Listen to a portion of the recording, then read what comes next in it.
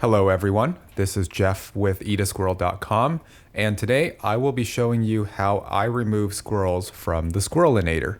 For those of you who don't know, the Squirrelinator is Eat a Squirrel's preferred trap of choice, not only because there is no trigger plate, which squirrels tend to naturally avoid, but also because it is possible to catch more than one squirrel at a time in this trap, as it has two different trap doors through which squirrels can enter. It's really easy to bait, and you can find more recommendations and tips on our website, eatasquirrel.com. Now, first things first, never ever try to handle a squirrel with your bare hands. They will bite, and in some cases, it can even bite through your bone. So for handling squirrels, I recommend a sturdy pair of animal handling gloves. Now, these are not your gardening gloves. These are not winter snow gloves. These are not ski gloves. These are specifically designed to handle animals such as squirrels and even larger animals up to dogs and cats.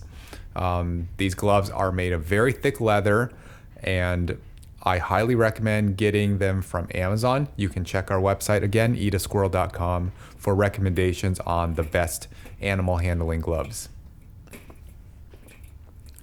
So as you can see, my trap is set up where I've got a heavy block over the trap, and this really prevents the trap from moving around. It is totally optional to have it. I like to have it just to keep the squirrel cage steady and in one place. What you'll also see is I've got this squirrel cage on a platform that I built myself. This is just to keep it off the ground, and again, it is totally optional. I just like to do it so that the bait doesn't get everywhere. Okay, so now I remove the two hooks that hold the top door, making sure to keep the top door pressed down, because as you can see right there, the squirrel almost escaped, and they will do it in a flash if they see the opportunity. So I plug the entrance door with one hand and reach in to grab the squirrel.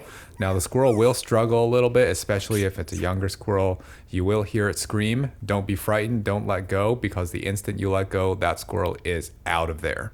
So you want to grasp it firmly a little bit below the chest so that you don't suffocate it. And at this point, make sure you keep your gloves on. I'm taking my glove off so I can close the trap door.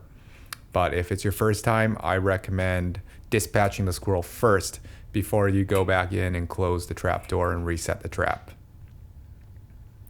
At this point, you are ready to dispatch the squirrel. Stay tuned for another video in which I explain just one of many ways that you can kill the squirrel efficiently, quickly, and humanely.